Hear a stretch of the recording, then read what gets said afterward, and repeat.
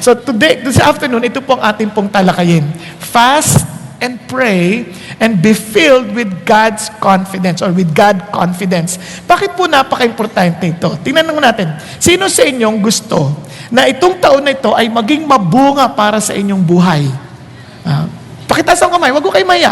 Good. Now, tanong ko, anong klaseng bunga bang hinahanap ninyo? Diba? Maraming tao, they want to be fruitful for this year, but they are not even conscious or they are not even definite of what kind of fruitfulness they want to have. Kung ang fruitfulness na hanap natin is to be prosperous in terms of material things, kawawa naman tayo kasi it will not last. Sa totoo lang, lagi nating hinahangad yon. Kaya itong tatandaan natin, God desires us to be part of His great harvest this year. But what kind of harvest? Ito po yung sabi ng Bible. Do you not say there are yet 4 months and that come harvest? Behold, I say to you, lift up your eyes and look on the fields that they are white for harvest.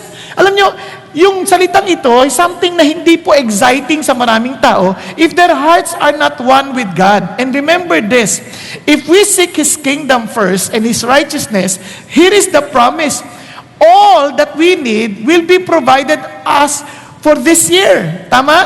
Sabi ng Bible, balikan natin seek first His kingdom and His righteousness and all these things shall be added unto you. There's nothing to worry about for this year. May marahil sa atin, iba nagwo-worry na sa taon ng 2015. At ang iba sa atin, ang isip nila, they will have a great harvest sa bagay lang na panlupa. Wag ho. Alam niyo kung bakit? Ito kasi yung aming pong retreat. This is a retreat for companies. Nagkaroon po ng isang company na nag-retreat po sila. It's about their business. So during that time, marinig ko po, may mga rally po like, yayaman ako ngayong taon na ito. Yayaman ako. Sabi niya, at mayaman na ako. Ganun yung mga sigawan, And ako po yung magsasalita. So, nakikinig lang ako. Sabi ko, wow, tindi ng mga sigawan dito. Kasi tungkol to sa mga sales, sa network. Yan, parang sabi niya, yayaman kami. Parang, lahat sila excited, Yayaman Alam niyo po, isang malungkot na katotohanan, hindi po ako natuwa sa pangyayari, pero isang malungkot na katotohanan. Kagabi, pag uwi ko pa lang, itinawag na kagad sa akin. Isa sa kanila, namatay. At the age of 25, na heart attack. Iniisip-isip ko, if that is the kind of harvest we're looking for this year, yayaman ka, tapos patay ka kaagad, paano na yun? Ang pinakamasama pa, yung tanong ko in one of my talks, doon sa last talk ko, ang tanong ko, paano kung haharap ka na sa Diyos ngayong gabi?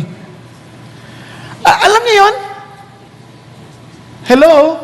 Kaya pag sabi ko, Panginoon Diyos, bakit naman ganoon? Talagang may humarap agad. Hindi, ito tanong ko sa ating lahat. Friends, wag natin muna, yung 2015, great, that's a great year. God has given us a new year. And amazing with the new year, ito po, God is giving you an opportunity, a new opportunity to be better. Tama? Hello? Ngayon, ito pong napakaganda. Sabi ng Diyos, tingnan ninyo, the harvest, there's nothing wrong about the harvest. Kayo po ba, meron po ba kayong sense of frustration na bakit hindi man lang ako nagamit ng Diyos to share a gospel to somebody or to lead someone to the Lord? Iba sa atin, hindi natin napapansin, pero there is some form of hunger deep within our spirit. Christian ba ako? Bakit hindi ako nakakadala ng kaluluwa sa Diyos? Iba naman, walang concern kasi they themselves are lost. Nasasitan? Yung iba sa atin magsiyon tanong, kailan kaya ako magiging maayos? How can I experience the reality of God? Yung bang katulad ng mga discussions namin last year that the Lord's presence was with Joseph. How can I experience that even my master or the people around me would recognize that the Lord is with me? Di ba? Siguro, to some of us, hindi natin naisip, pero yung iba sa atin nagtatanong na, gusto ko rin maranasan yan. Gusto ko yung maintindihan. And is the Lord telling us, there is nothing wrong about the harvest. They are ready. It is plentiful. Kaya sabi ng Bible, look at this. And He was saying to them, the harvest is plentiful, but the laborers are few. Pakigising mo katabi mo. The laborers, sabi mo sa kanya, are few. Sabihin mo sa kanyang tenga. Nasasabi ka rin. Therefore, look at the words. Beseech the Lord of the harvest to send out laborers into His harvest. Alam niyo, kinuha ni John Knox yan in Scotland during his time. At ang namumuno ng time na yon, si Queen Mary. As in, the Queen of Scott. Pumapatay ng Christian.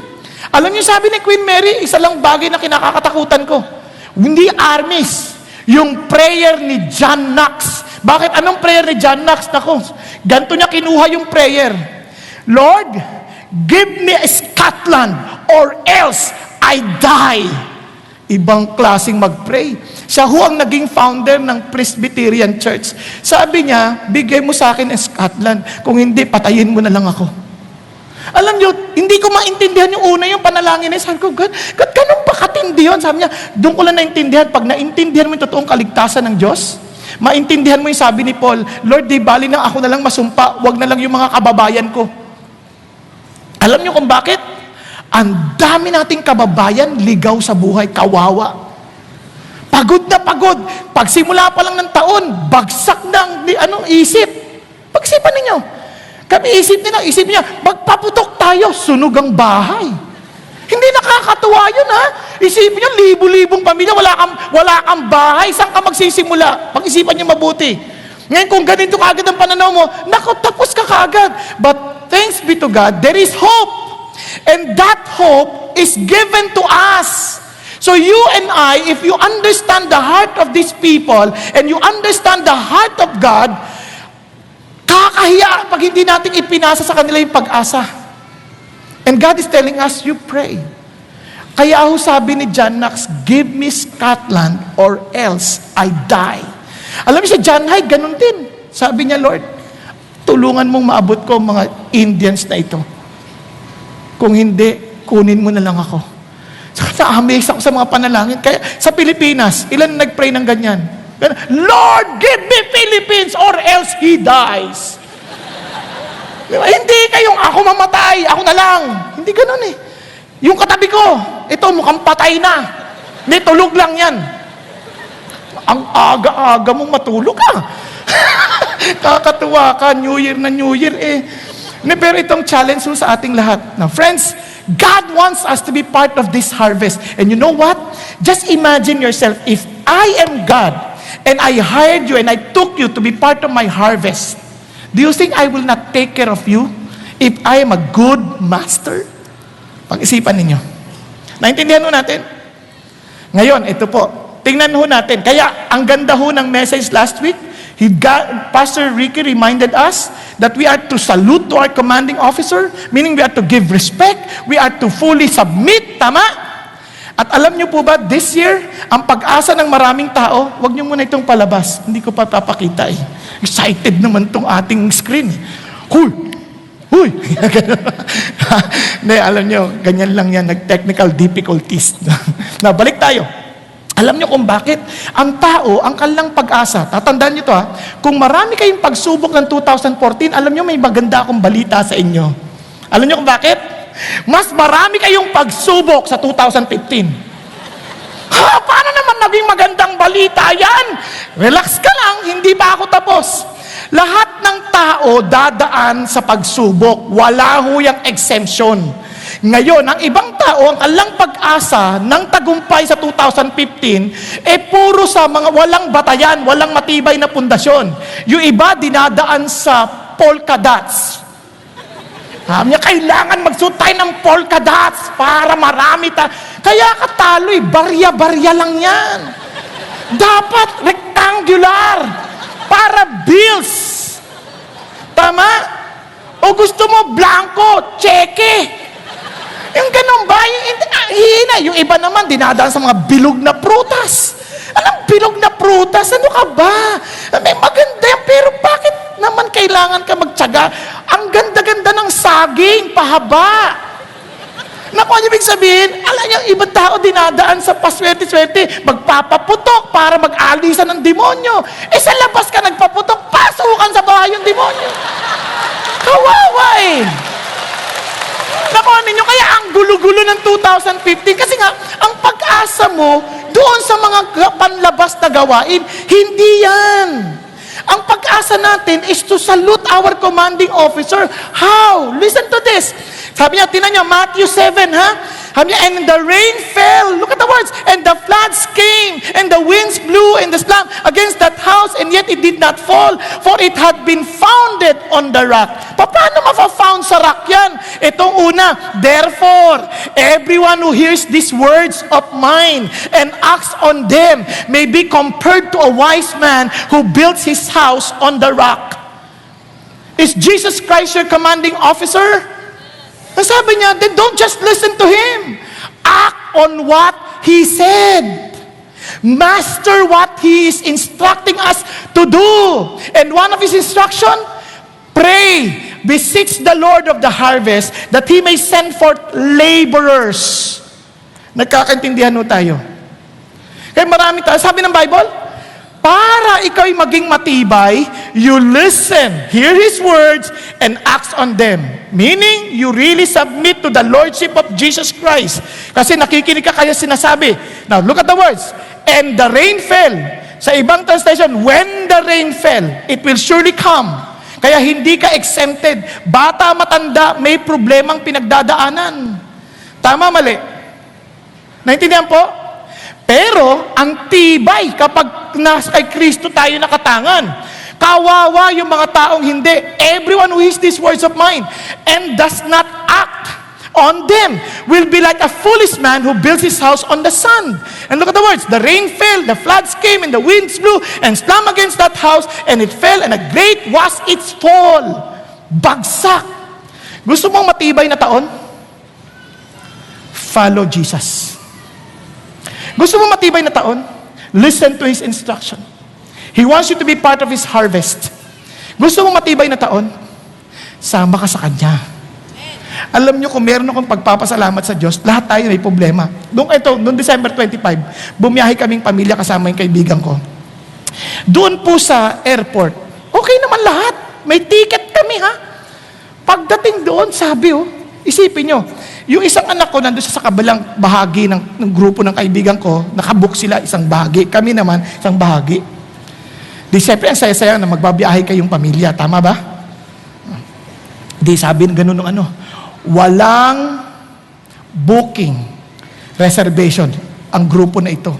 Di yung isang anak ko, baka sakali ba iwan? Siya pa naman yung pinaka-excited sa lahat sa biyahe.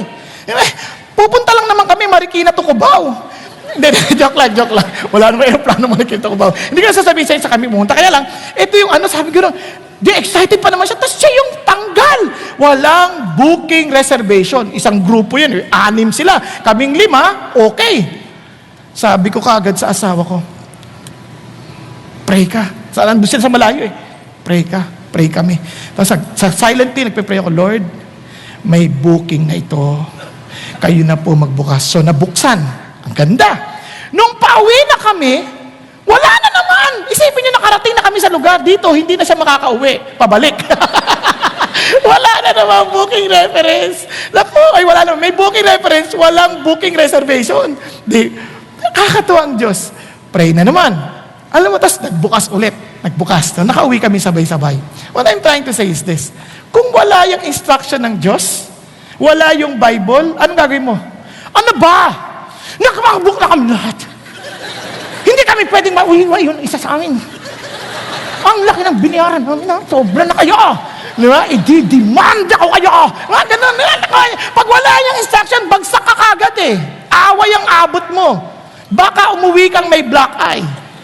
Tama? Iba sa atin ganun Kaya hindi kasi nakikita ang paraan ng Diyos, iba. May problema ka, listen to God's instruction. Then you will have a great victory. Amen? Now, listen to this. Now, paano may papakita yan? Kaya ito it is on trusting our commanding officer. Who is our commanding officer? Jesus. Kaya siyang may hawak. Wala kang dapat problemahin. Bakit? Tingnan niyo. Paano nating papakita yan? Let's go to the scripture. Yan, introduction lang yan. Ito na yung ating usapin. Let's go to 2 Chronicles. Si 2 Chronicles, ito kwento po ni Jehoshaphat. He was the king of Judah. Para maintindihan ninyo, at that time, Israel, and nahati sa dalawa. Remember, during the days of Rehoboam, nahati sa dalawa. Yung northern kingdom, Israel, at yung southern kingdom, Judah. Naintindihan po natin. So mas maliit itong Judah. Now, itong problema. Now it came about after this that the sons of Moab and the sons of Ammon, together with the sons of the Meunites, came to make war against Jehoshaphat. Ang liit-liit na bansa, nagtipon-tipon ito. The Moabites, the Ammonites, the Meunites, and the other parasites. So nagsama-sama sila. Wala yun doon sa Bible. Joke lang. Okay? Nagsama-sama sila against Judah. Ngayon, ang amazing dito, pansin niyo yung word, after this, that the sons of Moab, ano yung after this? May nangyari, tama? Itong si Jehoshaphat, maraming mga hari before him na hindi maayos na hari. Pero itong si Jehoshaphat, maayos na hari. Tingnan niyo ha, sa 19, sa previous chapter, sabi, Jehoshaphat dwelt at Jerusalem and he went out again among the people from Beersheba to the mountains of Ephraim. Look at how he acts. And brought them back to the Lord God of their fathers. Anong klaseng hari ito? Ang bait. Pinili niya, tinalay niya yung buong bayan niya as a king to the Lord. At hindi lang yun. Dito sa verse 5, he appointed judges in the land, all the fortified city of the Judah, city by city. He said to the judges, consider what you are doing, for you do not judge for man, but for the Lord. And he reminded the judges. Kanya, sa atin nga, daming mga judges. Sabi nga nila, hindi ko nila lahat, marami sa kanila matuwid, pero marami sa kanila basta, ganoon. Tama? Eh sabi ko, eto, pinalalahanan niya, remember when you do your job, you're doing this for the Lord. Kakatuwang hari. Tapos ito pa sabi niya, now then, the fear of the Lord be upon you, be very careful what you do, for the Lord our God will have no part in unrighteousness or partiality or the taking of the bride. Can you imagine a king preaching to the judges? Matuwid na hari ito. Tama ba? Ang problema, at hindi lang yung ginawa niya. Pag binasa niyo pa hanggang verse 11, ma-amaze kayo. There was a revival. There was a revival. Nagkaroon ng revival para i-build ulit yung temple. Ay, sobrang nagbigay siya ng mga assignments. Kung kayo susunod sa Diyos, ayos na ba buhay? Ito problema. Pagkasunod, after this, after such revival, after such spiritual breakthrough, biglang may gera. Grabe, no? Biglang nandyan na yung Ammonites, andyan na yung Moabites, at may kasama pang Meunites. Pag-isipan nyo, wah, laking kalaban to ah. Kung kayo si Jehoshaphat, anong gagawin ninyo? Pero labo naman ninyo, Lord eh. Faithful ako sa may gera, ano ba yan? Tama? Kaya relax kayo. Hindi ko mo naging Christian kayo, wala na kayong problema. Relax kayo, mas marami. Pero amazing naman ang chances. Kasi ganito yan. The more problems you have, the more opportunity you will see victory. Hello? Parang sabi, ha? May ulitin ko. How will you understand victory if you have no challenges, no fights? Walang totoong victory, walang laban. Kasi sabi nga ng mga nagbubuhat, no pain, no gain. Tama? Kaya, kapag marami kang pagsubok, mas marami kang pagkakataong matagumpay. Kaya nga bago pumasok sa promised land, may higante, may wall. Kasi yung promised land maganda. Isipin nyo, saan kayo nakakita ng ubas, dalawang tao nagbubuhat, isang bugkos ng ubas? Dito, isang bugkos ng ubas, kinakain na. Yun, dalawang tao. Kaya sabi ng Diyos, gusto niyo yung ganyang promised land, pero huwag kayong kalala. Meron na kayong pagsubok na kaunti lang. Wall of Jericho, higante. Diba? The more problems, the better the chances of gaining more victory. Amen? Okay, tuloy tayo. Now, look at this. So, balik tayo ha. Lagpasan na natin yan. Punta tayo doon ulit sa 20. Then some came reported. Dinagdagan pa. Sabi kay Jehoshaphat, a great multitude, naku po, hindi lang basta tumandirigma, multitude is coming against you from beyond the sea, out of Aram, and behold, they are in Hazazon Tamar.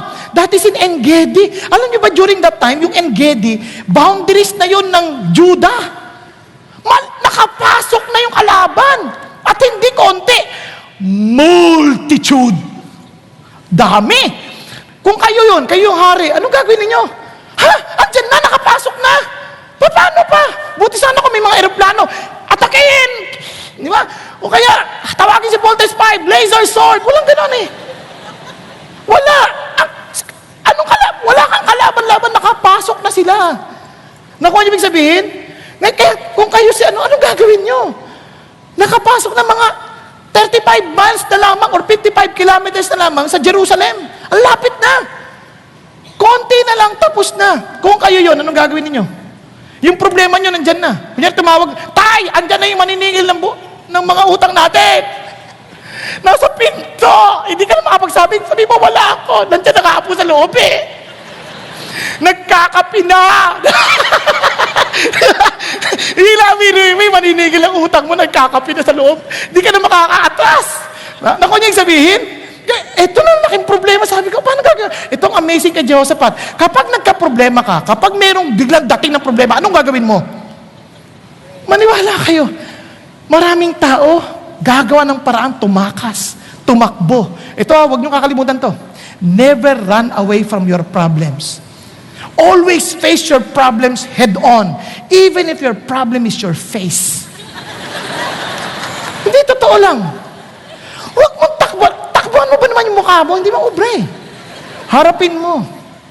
Naintindihan na natin? Hindi, bakit mo sinasabi to? Hanapin mo paano.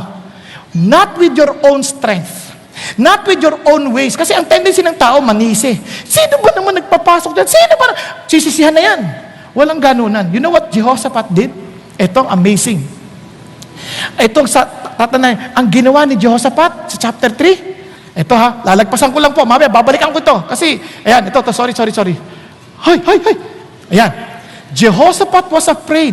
Sinong hindi matatakot? His attention, and turned his attention to seek the Lord and proclaimed a fast throughout all Judah. Ano ginawa niya? Sabi niya, fasting tayo. Natakot? Oo, praise God, kapareho lang natin siya. Natatakot din. Friends, let me just tell you this. Tayo, hindi natin obvious yung problema natin. Pero alam nyo bang laki ng problema natin? Meron tayong spiritual warfare na nangyayari. Na hindi man natin nakikita, may nagaganap na warfare. Isipin nyo, kawawa ang mga anak natin. Kasi sabi ng Bible sa Ephesians 16, nyo ha, sabi niya, for our struggle is not against flesh and blood, but against the rulers, against the powers, against the world forces of this darkness, against the spiritual forces of wickedness in the heavenly places. Look at the words. May kalaban tayo. Alam nyo ba na bawat gawin natin, may preaching na nagtuturo sa atin to go against God? Kahapon lang, nagkantahan sila ha. Alam nyo kung anong kanta? Bakit ngayon ka lang? Anong ibig mo sabihin? Kanta ng may asawa, bakit may dumating na bago? Bakit ngayon ka lang? Tapos ikaw ang nagbukas ng puso ko, gusto kong batukan. Ano ka ba? Dati nang bukas yung puso mo, kaya ka nag-asawa eh. Ngayon nagsara dahil nagbukas sa iba. Loko ka talaga. Nakanyang sabihin? O ito pa. Pare, mahal mo daw ako. Ano pa namang mga kanta yan? Nagsasuggest na sila ng mga salita, ng mga kilos na laban sa Diyos. Nagkakinanan tayo. Kaya nagulat po ako. Kaya sa balita, noong 2014, 6.2 million youth engaged in premarital sex. Can you imagine? Bakit? Kasi pag tumibok ang puso, yan ang mga kanta. Walang magagawa. Ang kalukuhan eh. Hindi totoong pagmamahal yan. Ang totoong pagmamahal, nag-iintay. Naintindihan, iintayin mong madala sa altar. Hindi ko makalimutan asawa ko. Nung kinasal kami, umiiyak ako. Ba't ako umiiyak? Sabi nga, ba't ka umiiyak? Napikot ka ba? Sabi ko, hindi mo naintindihan. Ilang beses akong nag-isip na yan ay dungisan. Pero pagdating sa altar na siya ay walang dungis ni kulubot, wala. Kaya pagdating sa altar, paghating mo sa Diyos, sabi ko, Lord, salamat po na hindi ko po siya nagalaw. Presented siya pure. Naintindihan yung sabihin? Kasi ang preaching ng mundo ngayon, pumunta kayo sa television, pumunta kayo sa lahat. Pag sabi, I love you, nakanguso na kaagad. Ano pa naman yan? Wala ka pang ang trabaho eh. Nguso-nguso ka na dyan? Kaya hindi natin alam, sinisira sila. Ngayon magsisisi sila, bakit maraming mahihirap? Ba't maraming problema sa mundo? Kadalasan ng problema natin, kagagawan natin. Because we are not following the Lord and yet we blame God. Kaya marami, alam niyo, magugulat kayo. Sabi nga ni Pastor Ricky kanina umaga, nagulat ako, may website. Parang ini-encourage yung adultery. Sabi niya, life is short, so let's have an affair. Ano sabi gano'n, maikli lang ang buhay, kaya mga liwa. Yan ang slogan. Type nyo. Sabi ko, ganito ng ating panahon. Alam niyo po ba, ang HIV sa buong mundo, pababa na. Sa Pilipinas, pataas. At ang may tama ng HIV, edad na 15 hanggang 34. At dahil yan sa mga katulad ng kantang, pare, at mahal mo daw ako, ang sabi doon, 4 out of 10 ay male-to-male sex. 4 out of 10. Bakit? Kaya yung mga bata, alam niyo solusyon ng mundo? Safe sex. Alam niyo yung safest sex? Eto. Sing-sing. Intayin mo. Ito ang safest. Naintindihan natin? Hindi ko ano-anong bagay. Kaya nga ho, ang tawag sa atin, Diyos, you want to save this country? Be part of the harvest. Pray. Beseech the Lord. Kaya, kasi tinan nyo to, amazing eh. Kasi sabi ni Paul, tinan nyo, with all prayer and petition, pray at all times in the Spirit. Meaning, always walk in the Spirit and pray. And sabi niya, and with this in view, be on the alert, with all perseverance, be on the alert, and petition for all the saints. Kaya nga, we encourage everybody in the D group to pray for one another because this is a fight. We cannot fight alone. This is a fight of the whole body of Jesus Christ. Nagkakaintindihan po tayo? Hindi niyo namamansin, ang babait ng anak niyo, ang bait, ang babata, ang babait, ang gagalang, nagmamano. Pagtalikod mo, tanungin mo kung anong nangyayari. Hindi niyo alam. Nagte-text. At sabi nga nila, lahat ng premarital sa karamihan sa kanila, text lang ang usapan. Kita-kita. Kita-kits. Sana you? Here na me. Kaya kung hindi mo lalabanan sa panalangin, walang magbabantay. Ako, sa totoo lang, minsan, kahit anak ko, nagkaka-struggle din. Pero hindi ko mamapatulan na, meron kang krasan. Hindi niya masisisi, magagandang anak ko. Saan pa magmamana, kundi sa nanay nila, di ba?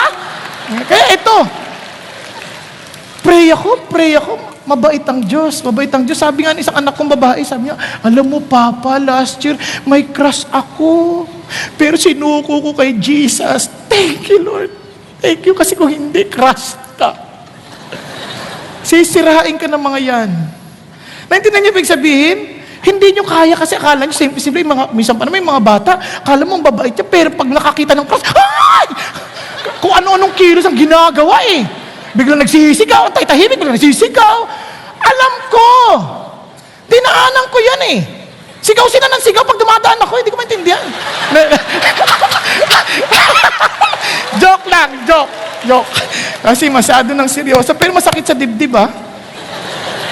Kaya alam nyo, hindi nyo akala natin, pag sinigawan natin, pinagalitan natin, nilecturean natin, tanda mo, sabi ni Lord, hindi mo kaya. Pray with all prayers. Kasi it is the unseen kingdom. The battle in the unseen kingdom. Kaya nga, babantayan mo sa panalangin. Amen po? Hindi mo kayang bantayan anak mo 24/7. Alam ka naman, chicken mo lagi yung kanyang cellphone. Tingnan ko yung cellphone mo. Bago mo chicken yan, burado na. Ang gagaling yan. At hindi lang yon, may password bago mo buksan. At anak, anong password nito? Bubuksan niya ngayon, lalagyan ng password. Pag ikot niya ganyan, deleted na lahat. Ang gagaling yan. Tanong niya mga anak niyo, katabi niyo naman eh. Yung pinag-away pa eh, no? Hindi. Pero what I'm trying to tell you is this. Friends, there is a battle. I'm not taking this lightly. Sa totoo lang, kawawa po. Even Christians are not spared. Ang dami ho, binobombard ng atheism, binobombard ng kung ano, hindi nila kayang labanan. Kaya, lelecturan mo ng lelecturan, hindi. Labanan mo sa panalangin. Naintindihan? Kaya tama siya, wag pass ka. Tapos ito sabi niya, pray on my behalf that utterance may be given to me in the opening of my mouth. Tanong nyo, madali ba mag-share ng gospel? Hello?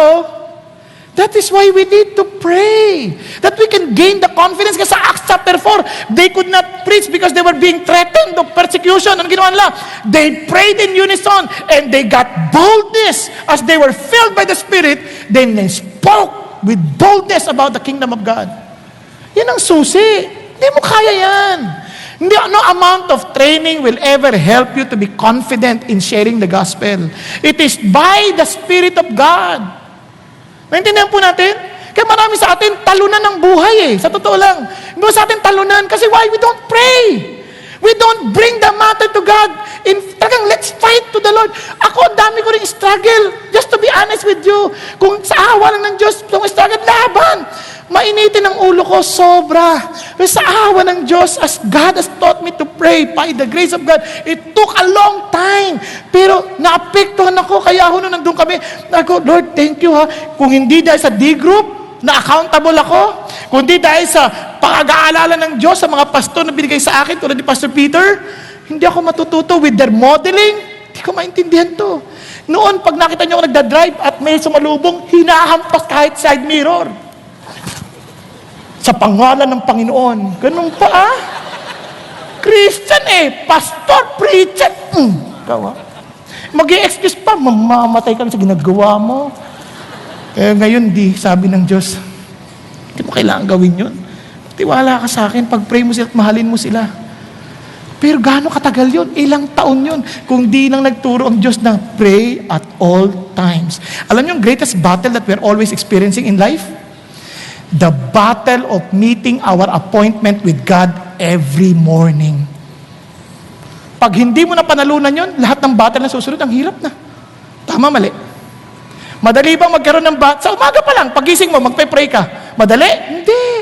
Yung pagising mo, mag-aalarm ka para mag-pray. Lord, 5 minutes, please. Tulog ulit. 2 minutes.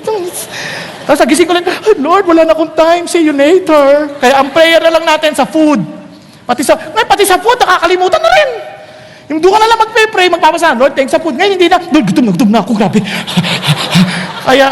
Kaya ang laki ng laban. Kaya tabi nga ni Daniel, tingnan niyo si Daniel, nagpe-fasting do not be afraid, Daniel, for from the very first day that you set your heart on understanding this and on humbling yourself before your God, your words were heard. And I have come in response to your words. Kailan sinagot ng Diyos yung prayer niya? On the very first day he prayed. Pero hindi niya natanggap agad. Bakit? But the prince of the kingdom of Persia was withstanding me for 21 days. Ang labanan sa langit. And then behold, Michael, one of the chief princes, came to help me, for I had been left there with the king of Persia. Kaya yung prayer, hindi binibitawan yan. May labanan na hindi natin naintindihan. Bimo 21 days bago niya natanggap yung answer.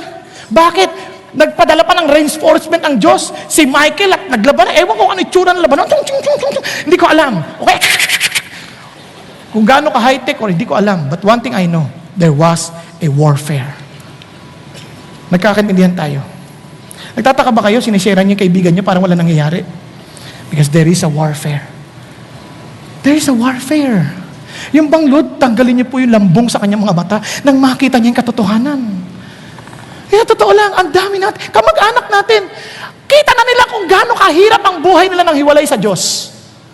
Hanapin niyo mga kamag-anak niyo, gulo-gulo ng buhay. Despite, bibas ka nila, mayaman, pero ang gulo ng buhay. Away ng away, gulo ng gulo. Pero ayaw pa rin lang aminin, kailangan ng Diyos. Sabi pala, ay, wala kaming pakialam dyan. Basta dito na ako nang pinanganak, dito na ako mamamatay. Bakit? May lambong sa matay. Kahit nga tayo Minsan ayaw pa nating aminin na kailangan natin ng Diyos. Ang gulo-gulo nga ng buhay natin Hello? Nagkakaintindihan tayo? Hindi naman yan magandang pakiramdam Minsan ang gasarap doon, ang ganda ng pakiramdam. Ang tanong, naayos ba buhay mo? It's not your feelings. It's your willingness to submit yourself to Jesus. And that takes spiritual warfare. This is why we need to pray for one another. Kaya nga, pansin niyo po, meron tayong na ganito. Ganyan. Di ba? Pag-pray natin yung mga leaders natin. Si Pastor Peter, bakit? Kasi pag tinamaan ng leader, sapos tayo lahat. Dahawit tayo. Naintindihan natin? We pray. We list down those people we want to pray for. Then dito naman sa likod, the people that we want to bring to pray that somehow they will come to know Jesus Christ. And maybe through you or to somebody else. Kaya, take this seriously. We are on a warfare. Gisingin mo yung katabi mo. Sabi mo, gising ka na. We are on a warfare. Nagkakaintindihan tayo? Now, let's continue. So, sabi ng Bible, He turned to fast. Why fast? Why not just pray? Why fast? Pakinggan nyo ha. Kasi yung fasting, unang-una, God expects us to fast. Kaya sabi ng Bible, when you fast. Hindi sabi niya, if you fast. When you fast. That Jesus Himself exemplified fasting. And even the early church, they fasted. Fasting promotes intimacy with God. Parang sasabi mo, Lord, itong pagbagay na itong laman na ito, bibigay ko sa iyo. Hindi lang yan. Fasting makes us sensitive to the leading of the Holy Spirit. Kaya, God wants us to fast. Sabi niya, binabasa ko, Joseph, bakit kailangan mo mag-fast? Ba't di ka na mag-pray? Kasi God Himself wants you to fast. Then look at the words. And tingnan niyo po, fasting, look at the words. Sabi ni Bonner, fasting is abstaining from anything that hinders prayer. God may be telling you to fast from Facebook just for this week. Para naman makakonsentrate ka kay God. Hindi lagi kang concerned. Pag-gising pa lang umaga, hindi si God ang hinahanap mo. Yung bagong status, updated. Post ng picture. Hindi naman masama. Kaya lang, pag yan ang inuuna mo na hindi ka na makapag-pray, medyo malaki na ang problema mo. Tama? Hello? Yung iba, ang una, pag-gising pa lang, dyaryo. Kaya excited ka tuloy magtrabaho. Dahil nabasa mo doon, paglabas sa pintuan, pinatay. Oh, excited ka lumabas? Imposible. Tapos di ka rin makatulog sa gabi. Sabi mo, di ako makatulog sa gabi kasi, paano ba naman nanood ka ng news? Anong sabi sa news? Habang natutulog, ninakawan, at pinatay. Hindi ka makatulog. Alam, gusto mo makatulog na maayos? You put God first and you end your day with God. Nakakaintindihan? Tuloy tayo. Nasabi pa nito, tinan nyo, ang ganda sabi ni John Piper, the greatest enemy of hunger for God is not poison, but apple pie.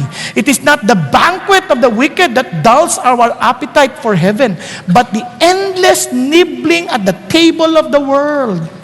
Hindi naman mga matitinding kaaway na tukso, hindi. Yung mga simpleng bagay lang.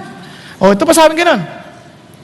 Sabi niya, fasting is the biblical sense is choosing not to partake of food because your spiritual hunger is so deep, your determination is intercession so intense, or your spiritual warfare is so demanding that you have temporarily set aside even fleshly needs to give yourself to prayer and meditation. Naranasan niyo na magtrabaho na parang sa sobrang dami niyong gagawin, nakakalimutan niyo kumain? Tama? Isipin niyo ngayon, Lord, itong sitwasyon namin sa bansa. Ito sitwasyon namin sa bagay ng Espiritu. Panginoon Diyos, wala akong panahon kumain dahil kailangan kita ngayon. Hindi ka nag-hunger strike. You're just so intense that you want God more than anything else in the world. That's fasting. Kaya iba-ibang klaseng fasting ang hinaharap ng tao. May normal fast. Ibig sabihin normal fast, no food, only water. Kapag tubig lang, some people, they can survive up to 3 days, tubig lang. Nagkakaintindihan? O without water. O iba naman, juice fast. Para kung sakaling di mo kaya, di mag-juice ka. Di ba? Huwag mong i-juice yung adobo, kaya kare-kare juice, huwag ganon. Talagang juice. Yung iba, in-osterize yung adobo, di wala rin, tapos may kanin pa. Di ba? Naglolokohan na lang tayo noon, di ba? Kaya sabi nga, partial fast. Maybe you can pray for one, or you can just fast for 1 meal, or 2 meals, or maybe a certain kind of food, katulad ni Daniel, he just ate vegetable and water. Kaya fasting yan, partial fast. Or object fast. Maaring ang fasting mo, dahil sobra kang dikit sa TV, fast ka sa TV, o computer games, or some maybe, kaya lang yung mga fasting like Facebook, yung ganun ba? You can choose. Nandiyan naman yan sa booklet natin. Kaya ito po, kaya nga, anong sabi ng Bible? Fast and pray. Be filled with God confidence. Isipin nyo kung kasama mo ang Diyos, ang tapang mo biglang lumabas. Tama ba? Kaya yung takot ng 2015, bakit nakakatakot? Ebola virus. Alam nyo kung gaano karaming namatay na? 8,000 na. Kasi nakakatakot, Ebola virus. Huwag mo intindihin yan. Sa totoo lang, pwede ka mamatay na wala kang virus ng Ebola. Tama? Kailangan mo si God. O takot ka, naku, may terrorism. Yun lang asawa mo, terrorizing na eh. Natatakot ka pa sa terrorism? Para yung lalaki, dumating yung demonyo, takbuhan yung mga yung congregation, takbuhan. Minsan lalaki, hindi umalis. Sabi gano'n, hindi ka ba natatakot sa akin? Sabi, bakit naman matatakot sa'yo? Ako ang demonyo. Ngayon? Wala ka katakot-takot Ba't di ka natatakot sa akin? Napangasawa ko, kapatid mo. Kaya minsan, dami natin kinakatakot ng terrorism, na baka kung sa Diyos ka nakatingin, wala yan. Pwede ka naman mamatay, kukunin lang yung katawan, hindi lang kaya yung kaluluwa. Naintindihan po natin? Sunod, ano pa? Ano pa ang problema ng tao? Kaya anong sabi ng Diyos? Tinan nyo ha? Kaya sabi ng Diyos, you fast. Because your chance to be alone with God. And look at what Judah did. So Judah gathered together to seek help from the Lord. They even came from all the cities of Judah to seek the Lord. Niyaya niya. Kaya amazing. Alam niyo ba nakakatuwa? Itong ginagawa ating fasting, hindi lang tayo magpa-fast. Ibang churches nagpa-fast. For some reason, God has instilled in the heart of church leaders to do fasting this month. For some reason. This is really the fight of the body of Christ. Hindi yan parang programa lang ng church. Hindi. God is instilling the leadership to tell the people to fast. Bakit? Because there is a battle. There is an attack. Katulad kanyang umaga, first service, biro mo walang power supply? Sana, minsan yung sound system natin nasisira. Namasin niyo po? Kabago-bago. Minsan hindi na ito technical. May spiritual. Kaya nga nakakatawa yung retreat namin sa Kaliraya, the night before, ang lakas ng ulan. So, imposible, nakapakahirap nito. Lakas ng ulan. Nag-Jericho walk po for prayer dun sa lugar. Biglang lumiwanag. Biglang umaraw. Sabi ko, praise the Lord. So, ayos na. Ayos na lahat. Ang saya-saya. Bigla hong pag-minister, tuwan-tuwa. For some reason, di ko maintindihan. First talk ko kasi pag company, minsan tinatimingan ko kailan na mag-evangelize. Unang araw pa lang, nag-evangelize na kagad ako. Hindi ko alam, pag alis ko, may mamamatay. Ano ko niyang sabihin? Diyos nakakaalam ng lahat Kaya you better prepare yourself in the spiritual realm. Now, look at this. Now, anong dahilan? Tinayan ba? To seek the Lord. Di ba? Yun ang dahilan. Why you fast? To seek the Lord. Sabi niya, thus Joseph stood in the assembly of Judah and Jerusalem in the house of the Lord before the new scout. Why? Why are we fasting? Si Jehoshaphat, he was the leader of the land. And you know who's the real leader of this land? Not the president. Us, the church, for we are the salt and light of this country. Tayo nga harap. Ang leader, parang sasabi niya, I stand before you. You, over my dead body. Bago mo tamaan to, dito muna sa akin. Tama? Kaya yung mga lalaki, bago nyo galawin yung pamilya ko, ako ang leader ng bahay na ito, over my dead body. Ibang lalaki, pag may problema, yung asawa na, sweetheart, ikaw na. Ikaw yan. Kaya mo yan, magaling ka, ako taga-cheer. Hindi ka leader, ano ka ba? Pag leader ka, may problema, you make a stand. Sweetheart, yung anak mo may problema. Ikaw na yan, ikaw ang nanay Ano ka ba? As a father, as a leader, stand. Yan ang ginawa ni Jehoshaphat. Tama? And anong ginawa niya? Sabi niya, siya nagsimula. Pray. Now, look at this. Bakit? Ang ganda-ganda. If you don't feel strong desires for the manifestation of the glory of God, it is not because you have drunk deeply and are satisfied. Sabi ni John Piper, it is because you have nibbled so long at the table of the world. Your soul is stuffed with small things and there is no room for the great. Type niyo. Nagtataka ka, bakit hindi ka uhaw sa Diyos? Sobrang napuno na ng mga maliit na bagay ang kaluluwa mo at ang spirito mo na wala ng puwang para sa mga dakilang bagay tulad ng bagay ng Diyos. Tanungin mo yung sarili. Now, isa pang sinabi niya, will I found spiritual communion with God sweet enough and hope in His promises, deep enough not just to cope but to flourish and rejoice in Him? I pray that when we pray and fast, yung ating desire, Lord, I want yung all of you. Nothing more. Yung ganda ng kanta natin kanina, di ba? You are enough for me. Lord, you're enough for me. Yung bang, Lord, ikaw. Kasi pag napuno ka, wala nang bagay na makapananaig sa'yo. Kasi if God is for us, who can be against us? Gisingin mo yung katabi mo. Sobra ka na bang puno at nakapikit ka na? Di ba? Di, sa totoo lang. Huwag kang matuwa. Alam nyo, ang daming amazing na bagay. Sabi nga ni D.L. Moody, naginip siya, may namatay sa langit. Pagpasok niya ganun sa isang silid, napakaraming dakilang bagay. Sabi niya ganun, Lord, ano to? Mga treasure na in-store ko para sa aking mga anak. But they failed to acquire and to get because they never asked. You do not have because you do not ask. Grabe, no? Ang dami. Kaya iba sa atin tatakot, ba't kayo nagtsatsaga sa ganyang klaseng buhay na parang naghihikahos ka lagi kang gumagapang sa problema. Samantalang pwede ka naman tumakbo sa hari ng mga hari, sa Diyos na makapangyarihan sa lahat. Amen po? Huwag kang magkontento sa walang kwentang bagay. Kasi sabi niya, the supremacy of God in all things is the great reward we long for in fasting. Sabi niya, His supremacy in our own affection and our life choices, His supremacy in the purity of the church, His supremacy in the salvation of the lost, His supremacy in the establishing of the righteous and justice, and His supremacy for the joy of all people in the evangelization of the world. Yan. Diyan tayo mauhaw sa Diyos. Kaya pag nagugutom ka na, nagpa-fasting, naranasan ko rin to. Hindi ako lagi pag-fasting excited ako dahil masakit ho. Minsan sabi ko, Lord, mas mahal kita kaysa sa pagkain na ito. Ang sarap-sarap pag nakakita ka ng adobo. Lord, mas mahal kita kaysa sa adobo. Magpe-pray ka na lang. Lord, alang-alang sa kaluluwa ng kapitbahay ko. Di bali may adobo na yan. Di ba? Biglas naghanda pa ng sinigang. Kasi, oh Lord, di bali na yung sinigang na yan. Kaysa naman masigang yung mga kapitbahay ko. Lord, iligtas mo na lang sila. Nakuha niyo yung sabihin? Lord, yung bansa namin. Ako, grabe. Ang paborito ko, siopaw. Pag nakakita ng siopaw. Sabi, Lord, kalimutan na yung siopaw na yan. Naintindihan niyo po? Hindi ko sinasabi. Kaya yung iba naman, pagdatapos ng fasting, siopaw! Di ba ganun? Masama yun. Mamamatay ka agad. Ang ganda nito, the more that you get satisfied with God, nababawasan yung takam mo sa bagay ng panlupa. Okay ba yun?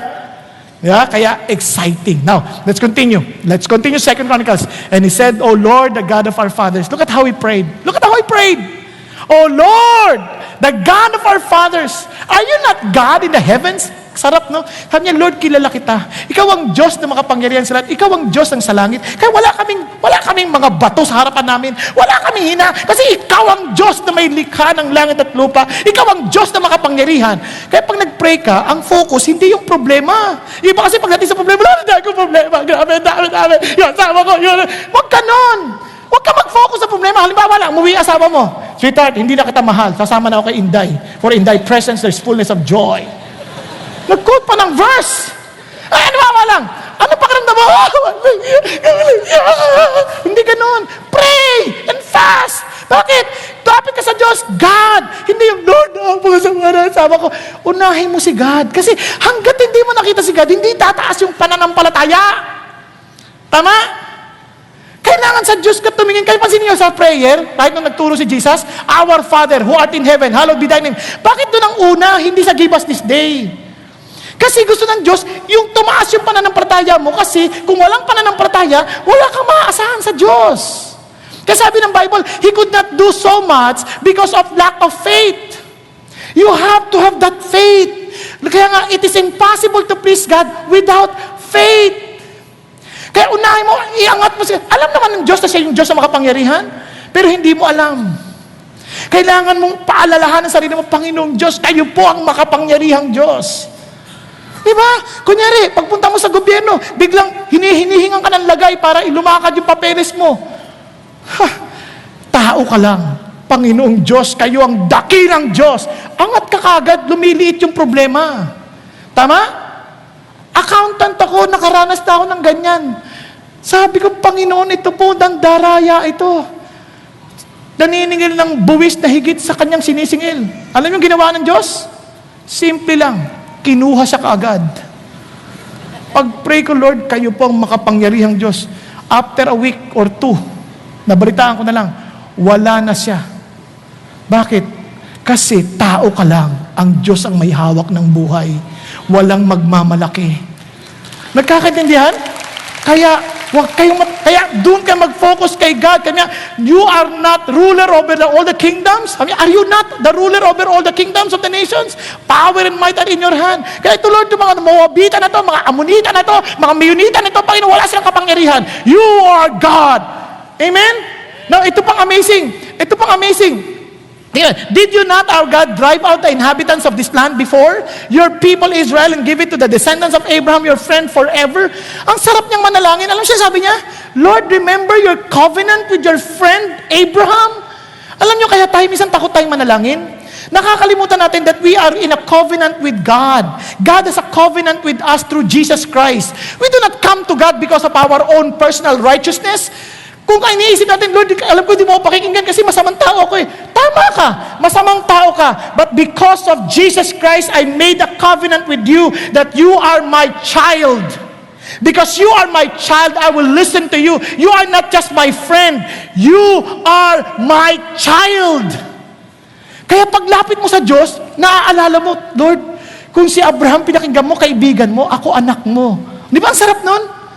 How confident you are in your prayers. Sa totoo lang, kaya tayo minsan hindi tayo confident, palalapit tayo sa pastor. Pastor, pag-pray mo kasi mas malakas ka kay Lord eh. Ha? Hindi ako mas malakas kay Lord. Pareho lang tayong anak eh. Maliban, ampun ka.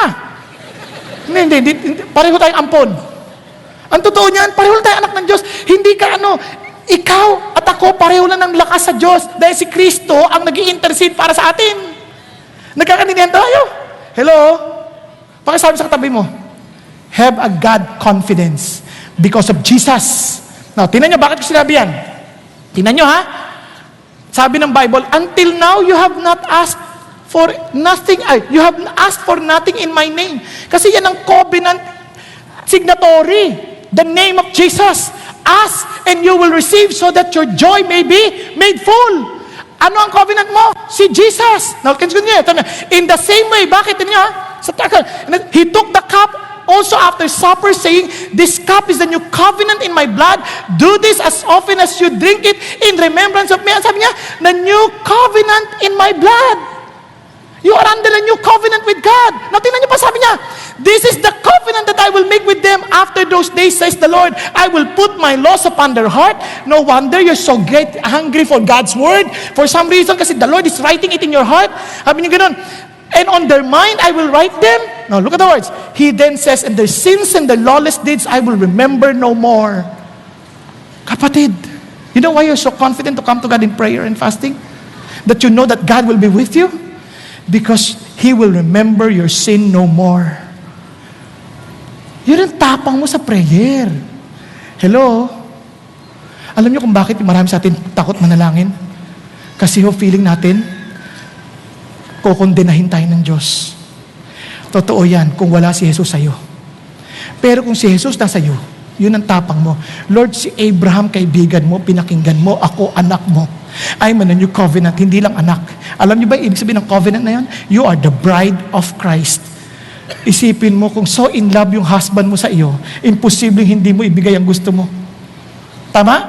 Naalala ko, nandun kami sa namamasyal kami mag-asawa sa isang park, theme park. Sa sobrang lamig, nakagwantes. Nagtanggal ng gwantes. Pagtingin niya, wala yung wedding ring niya. Sabi niya, sweetheart, wala yung wedding ring ko. Oh, anong problema? Wedding ring lang yun. Sabi niya, kalimutan mo yan, huwag mo intindihin yan. Kung nandyan lang yan, mahahanap yan. Kung hindi naman, ang importante, ikaw. Anong saysay ng may singsing na wala namang awitin sa puso ng pagmamahal sa iyo? Ayos ba? Sabi ko sa'yo. Pero nakakatawa, hindi siya makapag-enjoy. Mami, lalapit naman yung sing-sing, wala. Kalimutan mo na yan. Kasi kilala niya ako, naintindihan ko siya. Alam niyo kung bakit? Dati kasi pag kami mga ganyan nawawalang bagay, wala kayong mga pag-iingat, hindi niyo naintindihan. Ang kahalagahan ng mga bagay-bagay, hindi niyo naintindihan kung gano'ng kahirap kumita ng pera. Dati ganun ako eh. Ngayon, naintindihan ko na yung pera galing kay God. Kaya sabi ko na Lord, huwag mo na intindihin yan. Sa Diyos yan. Kukunin niya, o ibabalik niya, nasa Kanya yan. Ang mahalaga, mag-enjoy tayo sa biyaya ng Diyos. Hindi siya makapaniwala. Iba na talaga ito ha. Talagang iba na ang tinandaan itong mamang ito. Di ba? As alam niyo ho, nakakatuwa. pray kami para ma-relax siya. Sabi ko, sa Lord lang. Tapos alam niyo ho, pagdating namin sa bahay, pag nagbukas niya ng kanyang ng bag, Paul, andito yung singsing. Sabi ko sa loob-loob ko, ang bait mo talaga, Lord. Natuto na ako, hindi mo pa kinuha yung singsing. Ibinalik mo pa agad. Nagkakaintindihan tayo? Kapatid, ano susi? Minsan, takot na takot tayo kasi alam natin marami tayong pagkukulang. Kapatid, pinatawad ka na ni Jesus. Yun ay, kung si Jesus ay nasa iyo. Kaya itong asawa ko, kung ikaw asawa ng Kristo, imposibleng hindi pagkakaitan mo pa yung asawa mo. Tama? Kaya sabi pa, ito pa nakakatawa. Sabi niya, Bong, bili mo ako stop toys. Sa dami ko stop toy pa, dami-dami stop toy sa bahay. Ako lang stop toy na. Bakit kailangan pa yan? Sabi, pwede asawa ko siya. Kung anong gusto mo, bilin mo. Basta may pera ka. Ganun lang. Simple lang ang buhay. Di ba? Huwag ka nang pahirapan kasi kung ikaw nga may puso ng ganun sa asawa mo, di lalo na si Jesus. Amen? You are under a new covenant. Now, let's continue.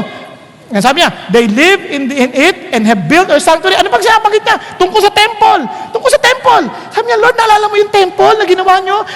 Di ba nangako ka? Alam sabi niya, should evil come upon us, the sword judgment, sabi niya, or pestilence or famine, we will stand before this house and before you. Ano sabi niya, Lord, remember the prayer of Solomon? At alam niyo, sabi niya, kasi ito yung sa prayer ni Solomon nung kinededicate yung temple eh. Ito yan, para makita nyo.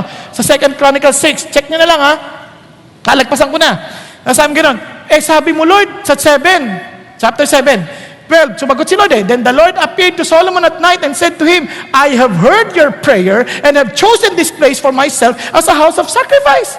Sabi ni Joseph, Lord, remember yung prayer ni Solomon? You heard that prayer and I'm claiming that now because you do not change. Amen po? Okay, when you come to God in prayer, you come with confidence because God is true to His promises.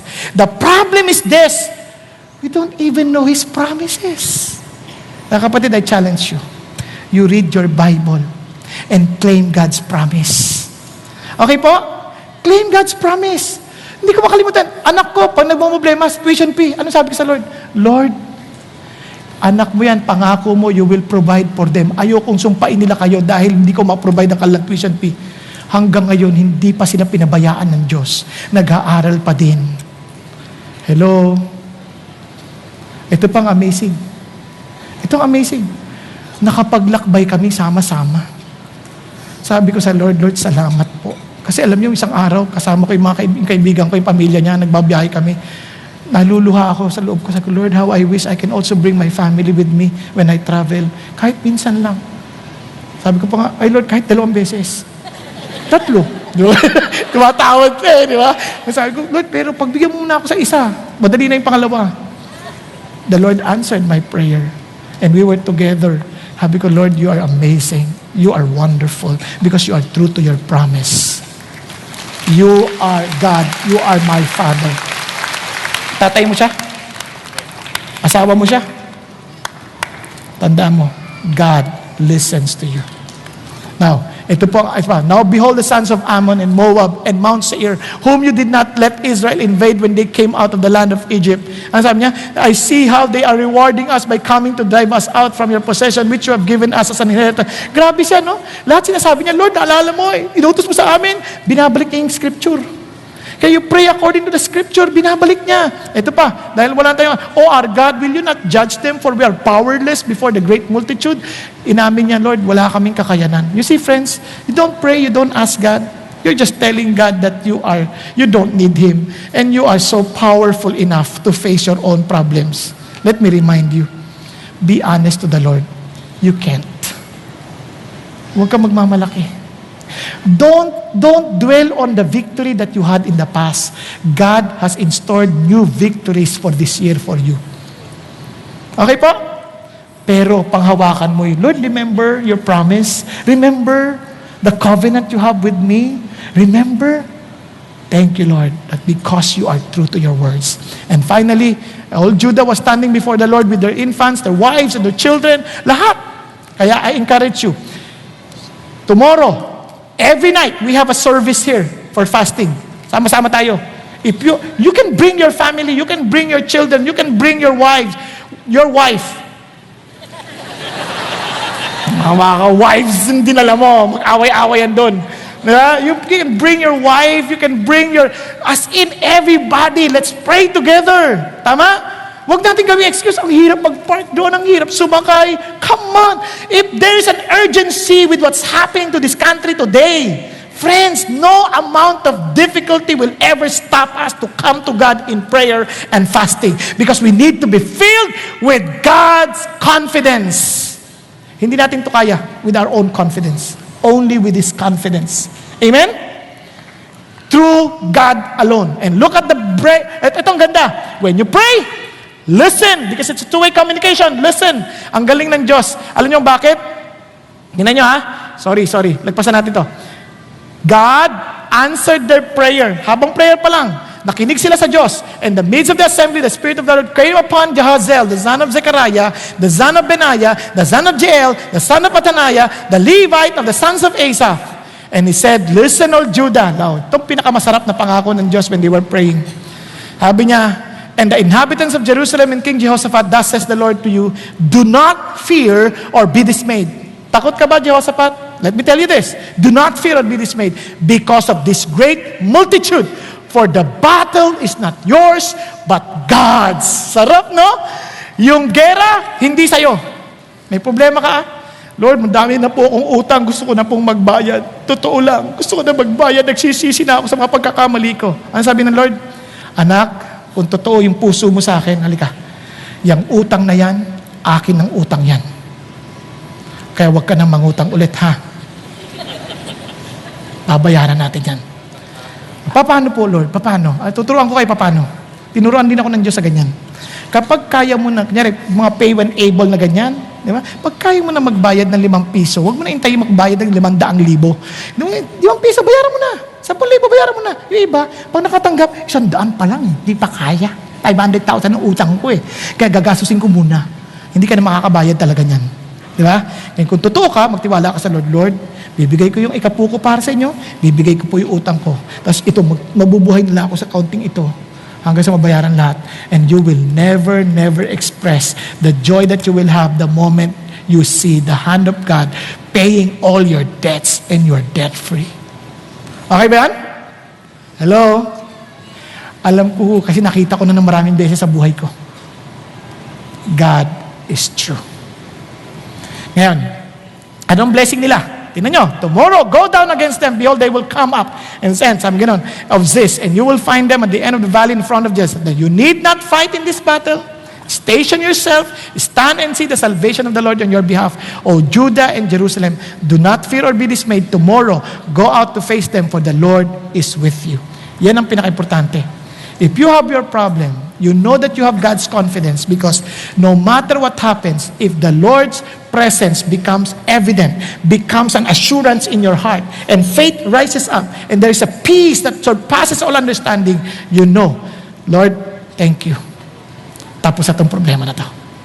Alam nyo, babasahin nyo na lang ha, wala tayong oras. Itong pinaka-amazing. Nilagay niya na sa harapan yung mga awit. Yung mga awit. Saan ka nakakita ng digmaan ng nasa unahan ng mga awit? Mga praise and worship leaders.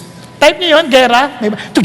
Tapos mga awit, patay na ako dito. Patay na. Kasi mga ganyan. Ito kakanta, worship sa Lord. Bakit? Because the battle is the Lord. The battle is the Lord. Kanta sila sa Lord. Worship sila sa Lord. Sabi nga siguro, katala, mighty warrior, dressed in battle, holy Lord of all is He. Good, tonta. Sabay-sabay sila. Di ba? Talagang kumakanta sila sa Panginoon Diyos. Siguro, in Him we live, in Him our being. Yan. Alam nyo, pagdating nila doon sa lugar, patay yung mga Ammonites, Moabites, sila nagpatayan. Kinantahan lang. Kawawa. Alam nyo, nakakamatay talaga mga kanta ng Christian. Alam nyo, ganyan-ganyan ang ginawa ni Paul and Silas. Bugbog sarado, kinulong. Anong ginawa? They sang hymns at the middle of the night. Ano nangyari? Lumindol. Paglindol, bukas ng pinto. Tumakbo sila? Hindi. Yung tuloy yung bantay, gusto na magpatiwakal kasi bukas na pinto, makatakas na. Sabi gano'n, sabi niya, wag! Anong kailangan kong gawin? Believe in Jesus. You and your family will be saved. Sarap, no? Kapatid, may kanta ka pa ba sa puso mo? Knowing that God has already answered your prayer. Kaya alam nyo, maraming Christians, pansinin nyo, anong unique sa atin? Our songs. Kasi we know that God is our victory. Pero alam nyo rin na malabo yung lagad natin, wala tayong banggandang awit sa puso. Pati yung kanta na minsan, ang ingay naman yan, nakakainis, ang ingay-ingay. Ano ba yan? Sakit-sakit mo sa tono yan. Wala sa tono. Sa totoo lang, naririnig mo yung sarili mong puso. Wala sa tono. Kaya ka nasasaktan. Alam niyo kung bakit? Kasi pag nasa tono yung puso mo, kahit mali yung naglilid, ikaw hindi. Dahil ayos ka sa Diyos. Tama, mali? Hello? Subukan nyo pag nag-worship ulit next week. Kung ang puso ayos, di na mahalaga kung sintonado ang katabi, sintonado yung nasa harapan, sintonado nasa likod, hindi importante. Bakit? Dahil wala sa dahil tama ang tono ng puso sa Diyos. Pag tama ang tono sa puso sa Diyos, lahat ng ingay, a joyful noise unto the Lord. Let me end. Alam niyo, ito po ang isang amazing na bagay na nakakatuwang pangyayari. Ito po yung nangyari. Kunin ko na lang yung notes ko kasi hindi ko memorize. Nangyari to, tagal-tagal ng panahon, grabe. Pero nakakatuwa, kaya ako ito babasahin sa inyo kasi sobrang blessed po ako doon sa pangyayari. At ito ay panalangin ng isang matanda dahil sa naniniwala siya sa panalangin. Babasahin ko po sa inyo. Ito po ang pangyari. Ito po yung nangyari noong 1820. Tagal na, no? Gising na kayo. Kasi last na ito, 1820 na eh. Ang sabi niya, si Peter Ridgely, can you imagine, nakasakay sa barko. Yung barkong sinasakyan niya, lumubog. Tapos sabi niya, pag lubog na ganun, nailigtas siya ulit ng panibagong barko. Yung panibagong barko, lumubog na naman. Pangalawang beses na talaga itong si Peter Ridgely, medyo may balat sa puwit ito eh. Naligtas na naman siya ng pangatlong beses. Lumubog na naman. Tapos naligtas na naman siya ng pang-apat na beses. Lumubog na naman. Kung kayo, ililigtas yung pa yung mamang yan? Kung ako sa grabe namang mama yan. Kanya lamang, on the 5th time, yung ocean liner, ang pangalan ng ocean liner, ay City of Leeds. Yung City of Leeds, pangalan ng kanilang lugar sa Great Britain. Doon siya nakatira.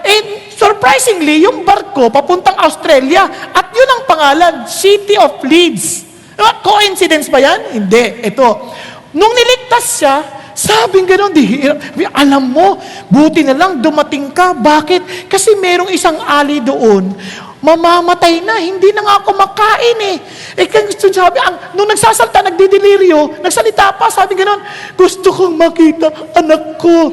Ikaw na lang magpanggap. Kasi isipin mo, kami lahat dito kilala niya eh. Hindi kami pwedeng magpanggap na anak niya. Dahil ikaw ay bago dito, ikaw na lang magpanggap na anak. Alam niyo, sige, wala namang problema dyan. Tinulak siya sa loob. Yung ali, siguro nag-aayuno dahil hindi na kumakain eh. Tapos nagpe-pray. Ang pinagpe-pray lang, Lord, gusto ko lang makita yung anak ko na nawawala ng higit na 20 taon nang lumipas. Kayo ba may pag-asa pang makita yung anak nyo? Tingnan niyo yung katabi nyo. Sa mukha pa lang, wala nang kapag-asa. Hindi. Tulog lang yan.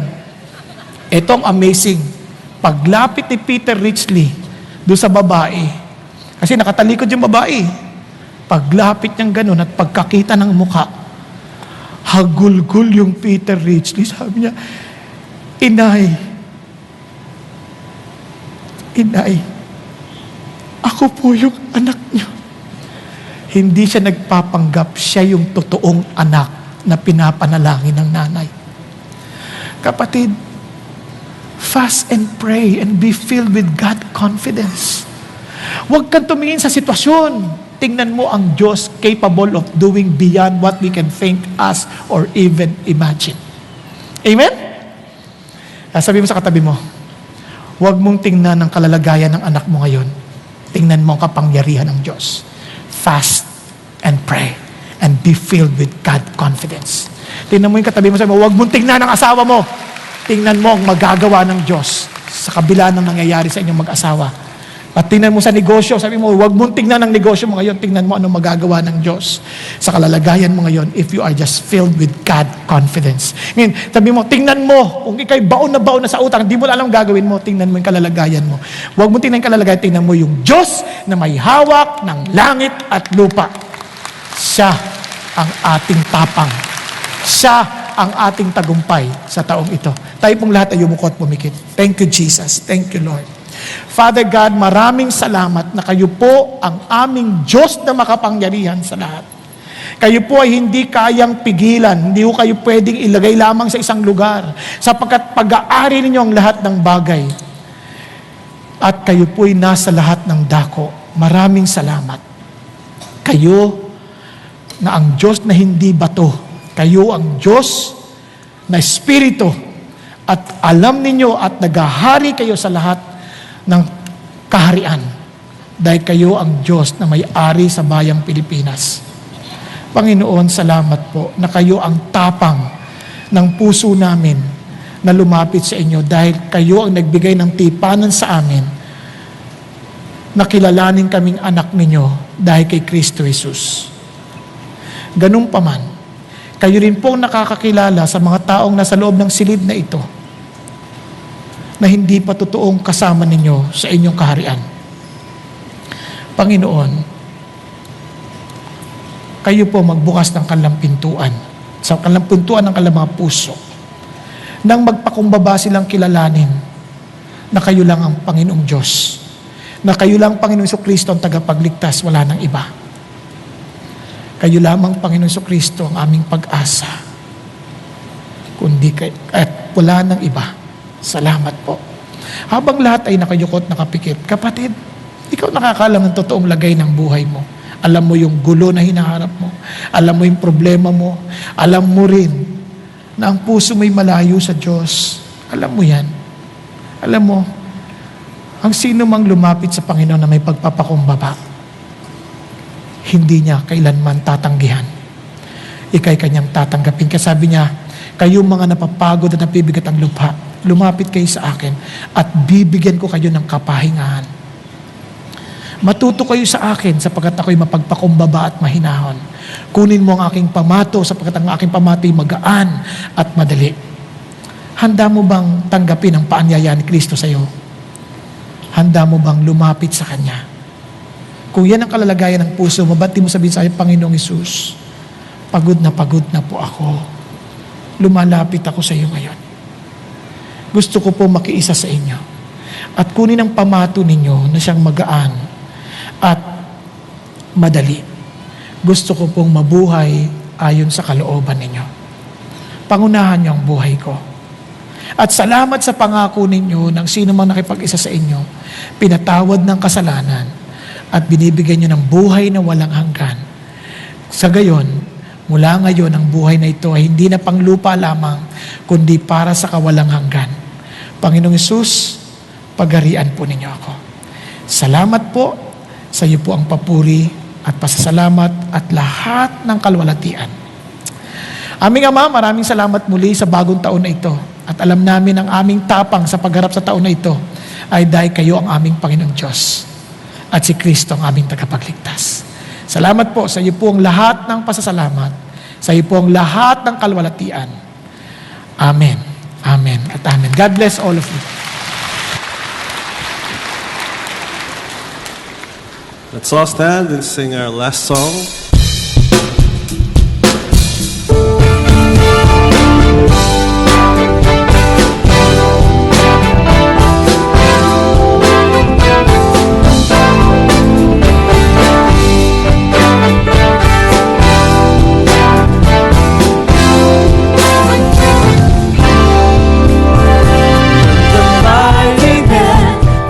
Tribe of Judah faced the enemy. They were told by God not to be afraid. He would give the victory. He said, lift up the song and lay down the sword. For the battle is mine, says the Lord.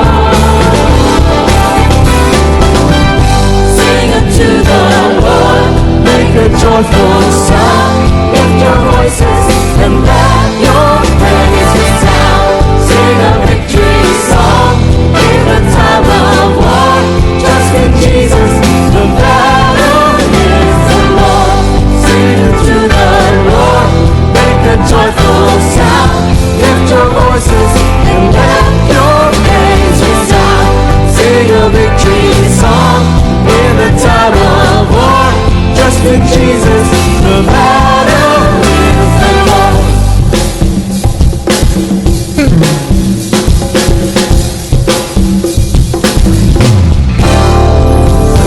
The evil one comes against you to fill your heart with fear. You can trust in God, He will never leave you. He promised to be near. You can lift up a song in the midst of the war.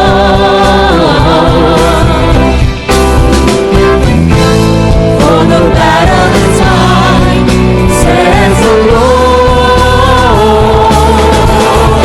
So sing unto the Lord, make a joyful sound. Lift your voices and let your praise resound. Sing a victory song in the time of war. Trust in Jesus, the battle is the Lord. Sing unto the Lord, make a joyful sound. Lift your voices and let your praise resound. Sing a victory song in the time of war. Trust in Jesus, the battle is the Lord. For the Lord is good, and His mercy endureth forever. For the Lord is good, and His mercy endureth forever, forever and ever. Sing unto the Lord, make the joyful sound. Lift your voices and let your praise resound. Sing a victory song in the time of war. Trust in Jesus, the battle is the Lord's. Sing unto the Lord, make a joyful sound. Lift your voices and let your praise resound. Sing a victory song in the time of war. Trust in Jesus, the battle is the Lord's. The battle is the Lord's. The battle is the Lord's. The battle is the